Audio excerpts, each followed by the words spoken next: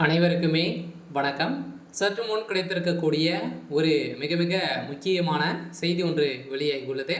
சற்று முன் பாலியல் விவகாரத்தில் எம்பி சுப்பிரமணியனுக்கு நீதிமன்றம் 7 ஆண்டு சிறை தண்டனை.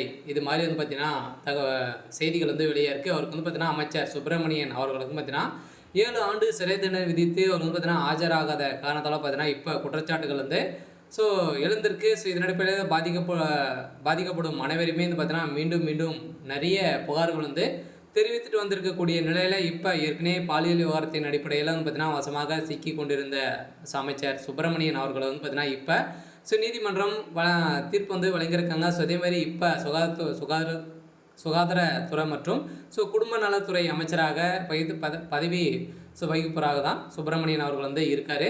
ஸோ அரசுக்கு சொந்தமான ஏற்கனவே பார்த்தீங்கன்னா சிட்கோ நிலத்தை போலியான ஆவணங்களை பயன்படுத்தி ஸோ அபகரித்து இவர் பார்த்தீங்கன்னா நிறைய வீடுகளை கட்டி வராரு அப்படின்ற மாதிரி தொடரப்பட்ட வழக்கின் அடிப்படையில் இப்போ இந்த விவகாரத்தின் அடிப்படையிலும் ஸோ அதே மாதிரி ஏற்கனவே பாலியல் விவகாரத்தின் அடிப்படையிலும் பார்த்தீங்கன்னா அமைச்சர் சுப்பிரமணியன் அவர்களும் பார்த்தீங்கன்னா வசமாக சிக்கியிருக்காரு.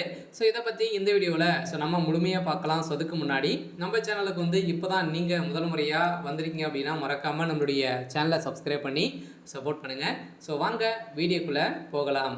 ஸோ அதை பார்த்தீங்கன்னா திமுகவுடைய ஒரு முக்கிய அமைச்சராக இருக்கக்கூடியவர் தான் அமைச்சர் சுப்பிரமணியன். ஸோ இவர் பார்த்தீங்கன்னா தமிழ்நாட்டில் சுகாதாரம் மற்றும் குடும்ப நலத்துறை அமைச்சராக பொறுப்பு வகித்து வருகிறார். இவர் பார்த்தீங்கன்னா ஏற்கனவே இந்த பாலியல் விவகாரத்தை அண்ணா பல்கலைக்கழகத்தில் நடந்த பாலியல் விவகாரத்தின் அடிப்படையில் ஒரு முக்கிய புள்ளியாக கிரிமினலாக இருக்கக்கூடியவர் தான் சுப்பிரமணியன். இவர் பார்த்தீங்கன்னா ஏற்கனவே உதயநிதி ஸ்டாலின் அதே மாதிரி திமுக சேர்ந்த முக்கிய புள்ளிகள்லாம் பார்த்தீங்கன்னா இதில் சிக்கியிருந்தாங்க.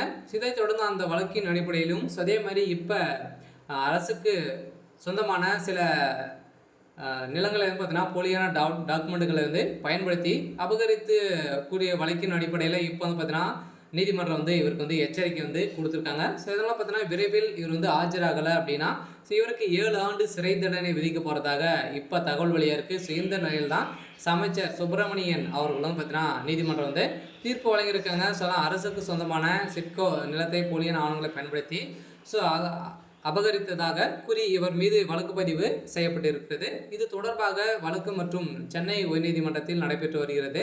ஸோ இந்த நிலையில் இந்த வழக்கு விசாரணைக்கு அமைச்சர் சுப்பிரமணியன் மற்றும் அவரது மனைவி நீதிமன்றத்தில் ஆஜராகவில்லை என்றால் இந்த வழக்கை விசாரிக்க நீதிபதிகள் மே 13ஆம் தேதி பார்த்தீங்கன்னா அமைச்சர் சுப்பிரமணியன் நீதிமன்றத்தில் ஆஜராகவில்லை என்றால் அவர் மீது குற்றச்சாட்டுகள் பதிவிடப்படும் என எச்சரிக்கை விடுத்திருக்கக்கூடிய நிலையில் தான் திமுகவுக்கு மீண்டும் மீண்டும் நிறைய பிரச்சனைகள் வந்திருக்க சில இருந்தாலுமே திமுகவுடைய தலைமையகத்துக்கு வருகின்ற சட்டமன்ற தேர்தலுக்குள்ளே திமுகவை சேர்ந்த அமைச்சர்களுடைய அனைத்து சுயரூபங்களையும் வெளியே காட்டக்கூடிய நிலை தான் பாஜக செயல்படுது.